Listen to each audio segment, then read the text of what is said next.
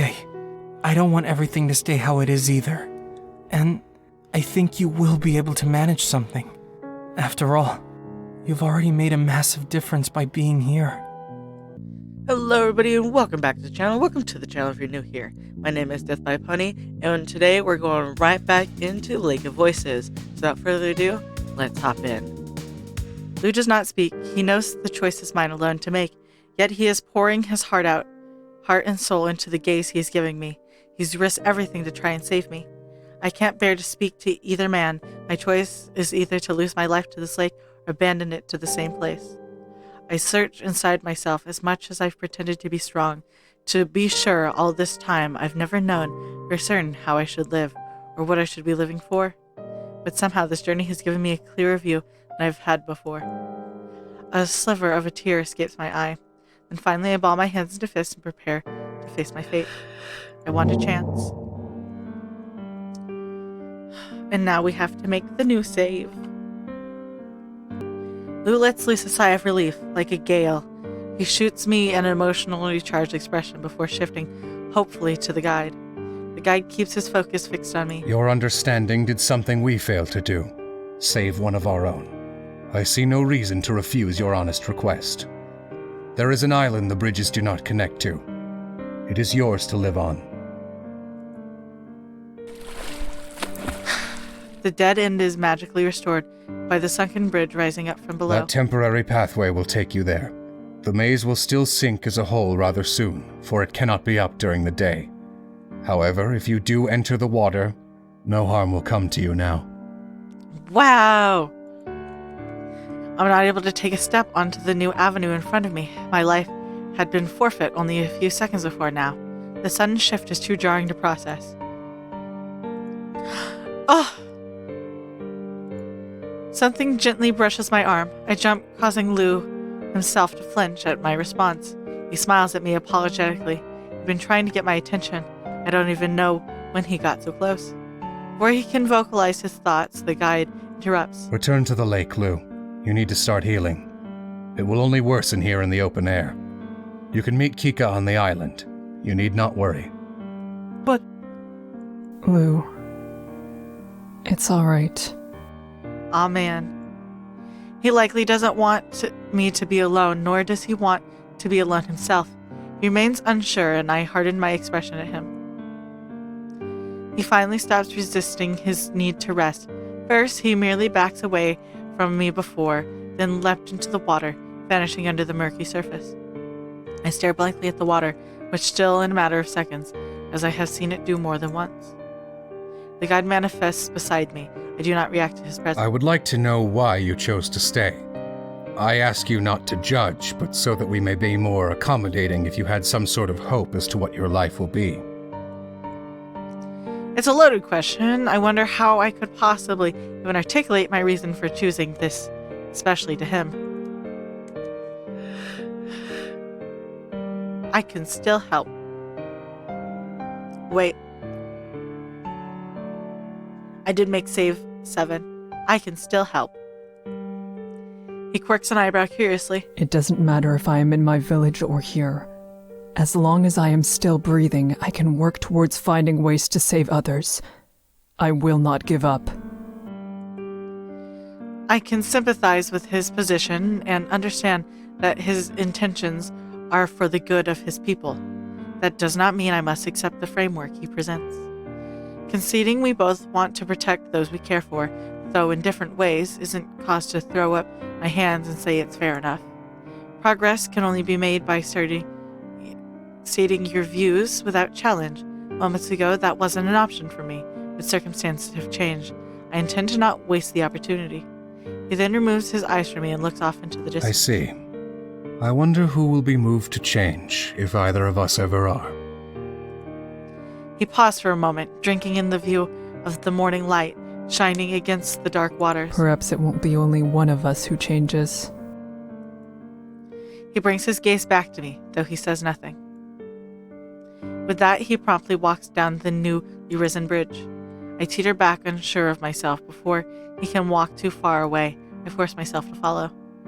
I'm sorry for Bemele, to Margaret, to the villagers of Hemmer, and to everyone who put their faith in me. I bid all of them forlorn farewell, eternally, as I continue behind the guide on the bridge into the unknown. As I set foot on the shore of this new island, the guide disappears without another word. I'm not alone for very long. Lou rises up from the lake to greet me. Though they're far from completely healed, his wounds seem considerably improved and no longer seep white. Whatever was keeping me standing fades as my knees buckle beneath me. I let myself fall backwards into the soft sand. For a long time, neither of us says a word. We just listen to the whisper of the black, heavy water lapping at the edges of the land. Ugh. Sand, not land. Eventually, I hear him swallow, his meek, breathy words just barely breaking through the waves of the lake. Sorry you have to be here. I never thought. He starts to ramble on. As he continues to babble in near nonsense, I delicately cut through his tangle of words. Lou, my mission is ultimately the same. I want to protect others. I would like you to help me. Of course. I'll do anything I can if it will help. My face glows with a small smile at his words. I'm grateful for that. I will need your knowledge and advice on how to speak with Nixie. It is unclear what I'll be capable of, but I'll need to continue speaking with the guide. If he cannot change, then nothing will. Okay. I don't want everything to stay how it is either. And I think you will be able to manage something. After all, you've already made a massive difference by being here. I hope, deep in my heart, that he is right. I will do whatever I can to ensure that it is. There may be no way to save everybody, but that doesn't mean I will allow that to stop me from saving anybody. This island is much larger than the ones used during crossing. I'm grateful for that at least. I continue my training regimen each day, both out of habit and desperate attempt to maintain some normalcy. Lou and the other Nixie bring me food and books and other items from the other side. I've learned that Lou and the guide are not the only Nixie who can speak my language or take human form, though not all can manage bodies with so much detail. And some do not have nocturnal lifestyles either. In this way, I've become acquainted with many more Nixie. The island and the lake are constantly busy. It's almost like a small village. Yet the minor familiarities are not enough for me to forget the situation I'm in, or what happened to the bridge to bring me here. I think of Bamele and Margaret daily. How could I escape such thoughts when I am surrounded by their final resting place? I only pray that they can find peace. Whenever I can, I tell the Nixie who will listen about my hopes for the future. Many are committed to the guide's plan, and it is difficult for me to gauge what kind of impact I'm having. I have also spoken with the guide on the subject. Each day at sunset, he appears on the island for a short time. I cannot tell if it is of courtesy or curiosity that brings him. Perhaps both. Regardless, I'm grateful for the opportunity to speak with him. We have discussed at length our ideals, and neither of us has changed our stance in a meaningful way, at least not yet. With each day, I feel more comfortable speaking frankly with the guide. I understand more of how to approach him. He also seems more accustomed to me. He no longer sees a need to be secretive or keep his deeper thoughts hidden.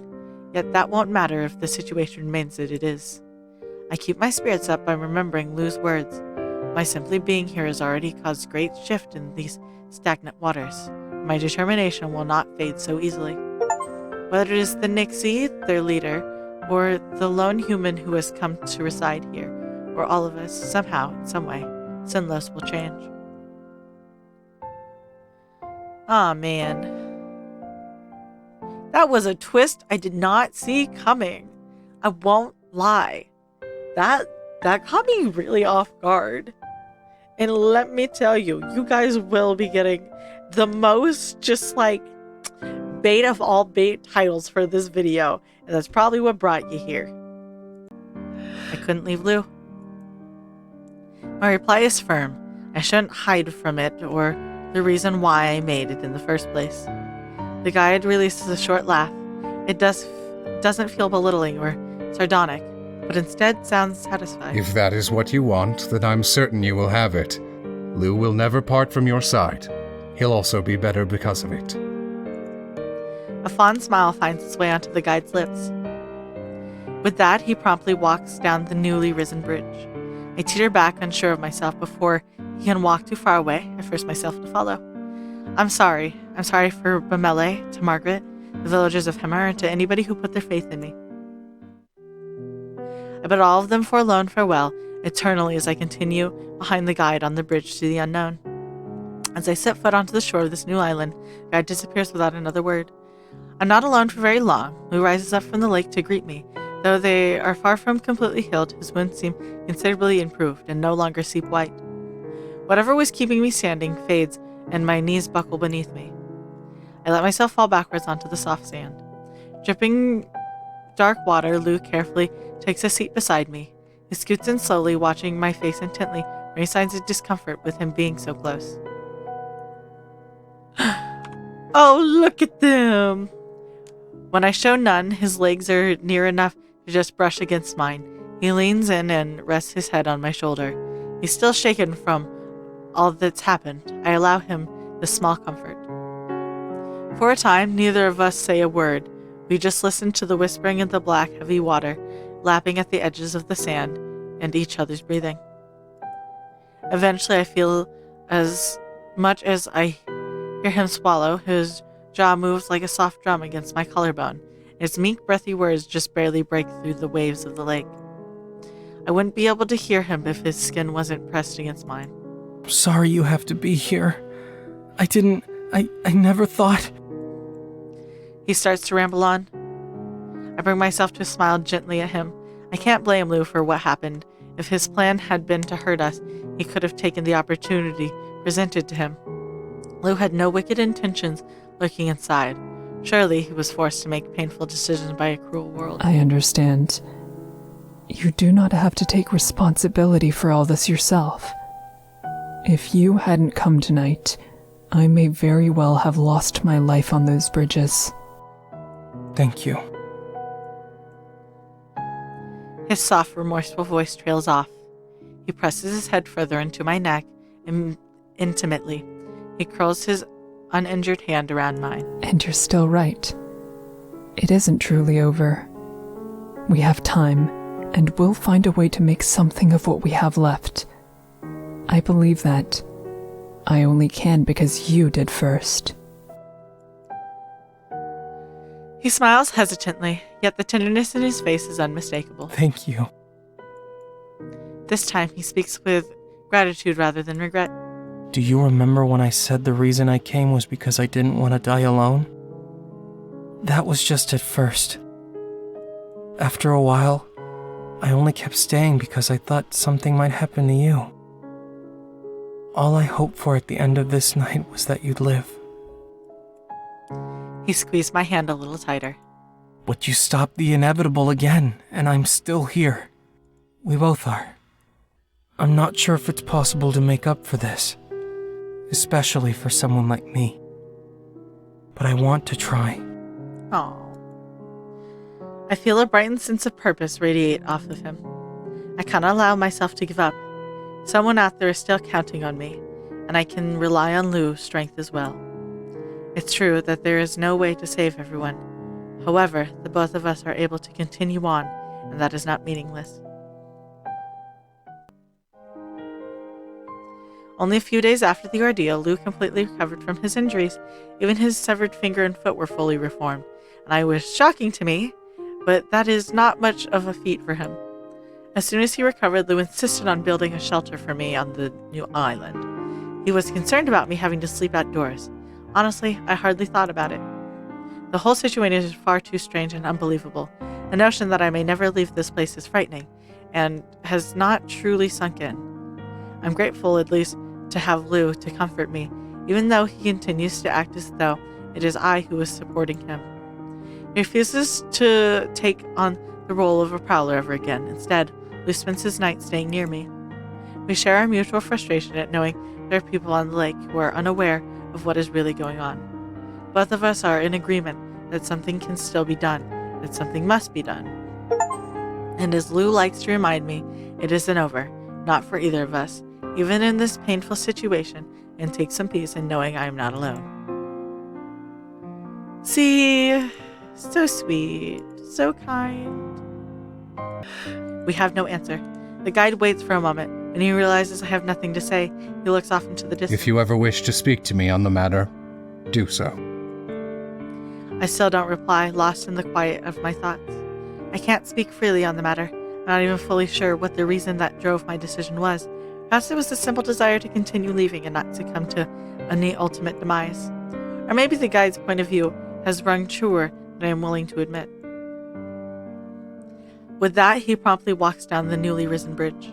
I teeter back, unsure of myself. Before he can walk too far away, I force myself to follow. I'm sorry. I'm sorry to Bemele, Margaret, the village of Himmer, and to everybody who puts their faith in me. I bid for them forlorn farewell internally as I continue behind the guide on the bridge into the unknown. For a time, neither of us say a word. We just listen to the whispers of the black, heavy water lapping at the edge of the sand. Eventually, I hear him swallow his meek, breathy words, just barely break through the waves. Sorry you have to be here. I never thought. He starts to ramble on. I don't say a word. If Lou continues to speak, it doesn't penetrating my whirling thoughts. I'm still here. Even with the dawn of a new day, I'm still alive. And now, I will always be here. I morbidly recall that Bemele and Margaret will also remain here for an eternity. I wonder what they think of me for what I've done. I'm unsure of what I'm doing, but I'll try to shake those thoughts away. All I can do is continue forward. That's all I or anyone can ever do. Uncertain first, finding myself gradually coming to accept the state of affairs. How many more lives will be lost if the humans and Nixie begin to fight openly? I have to admit that the chances of every village agreeing to live sinless alone indefinitely is unlikely. And if I had not been so reckless in traveling the lake in the first place, then none of this would have happened. This has made me consider how big a risk failure can truly be. The way it now might be the closest thing to peace between humans and Nixie that's possible. Perhaps that is enough. I still intend to live my life fully and protect others. However, it seems the way I must for human and Nixie is to defend the secret of the lake. This is a sacrifice I am willing to make. Oh man. A real big sacrifice. I hope you enjoyed today's video, and if you did, remember to hit like. That way I know you're enjoying the videos I'm making. Remember to subscribe. That way YouTube brings you back here to see what's next, and I won't take up any more of your time. Have a good day, and I'll see y'all next time. Bye.